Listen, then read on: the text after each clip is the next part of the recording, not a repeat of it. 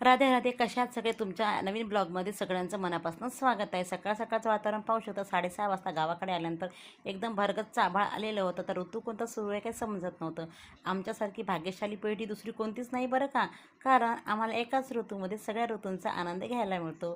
छानपैकी गावाकडे आल्यानंतर सकाळी जेवणाचा बेत होता. मस्तपैकी वरण भात, शेवग्याच्या शेंगाची भाजी आणि पोळ्या आणि छानपैकी तोंडी लावायसाठी लोणचं आणि गवारीच्या शेंगा फ्राय केल्या. आता टिफिन वगैरे पॅक केलं. टायमिंगवर आमचं ठरलं होतं की आम्हाला हनुमानच्या दर्शनाला जायचं आहे.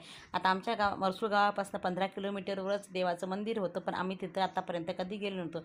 माझ्या देवरजीचं म्हणणं होतं की तुम्ही कितीही म्हणा की आज पाऊस आल्याशिवाय काही राहत नाही, आपल्याला मुक्काम तर मंदिरामध्येच करावा लागेल. असं म्हणलं ठरवलं आहे, तर पुढच्या पुढे आपण पाहू काय होतं आणि काय नाही. गप्पा गोष्टी मजा करत करत कधी मंदिर आलं काही समजलंच नाही.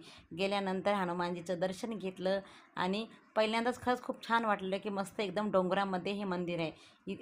हनुमानजीचं मंदिर आहे. मंदिरामध्ये गेल्यानंतर दर्शन वगैरे घेतलं आणि लगेच दर शनिवारी इथं जेवणाचा कार्यक्रम असतो, भंडारा असतो. त्या दिवशी मस्त सलाद, भात आणि मेन म्हटलं तिथे उडदाचं वरण आणि भाकरी असतात. ज्याने भाकरी नाही होत करणं त्या दिवशी पोळ्या असतात.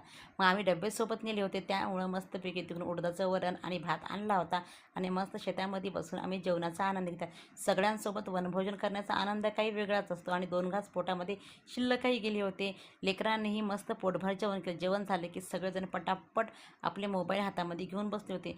तसं काय देवाने याला हनुमानजीने OTP पाठवला. तुमची पूजा आणि तुमची प्रार्थना मी ॲक्सेप्ट केली आहे. लेकरांचंही मंदिरामध्ये दर्शन वगैरे घेतलं की खेळणं सुरू होतं. थोडा वेळ जेवण झालं की बसलो. लगेच संध्याकाळचा आभाळ सुरू झालं.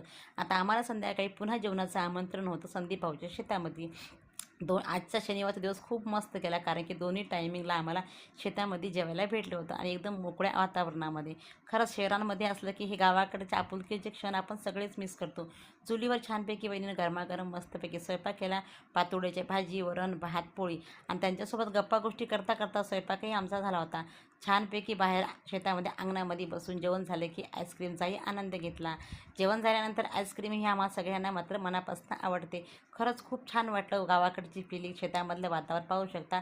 रात्रीचे 9:30-10 झालेले होते. जेवण वगैरे झालं, गप्पा गोष्टी, आईस्क्रीम खाणं झालं की लगेच आम्ही घरी परतीच्या प्रवासाला निघालो. असा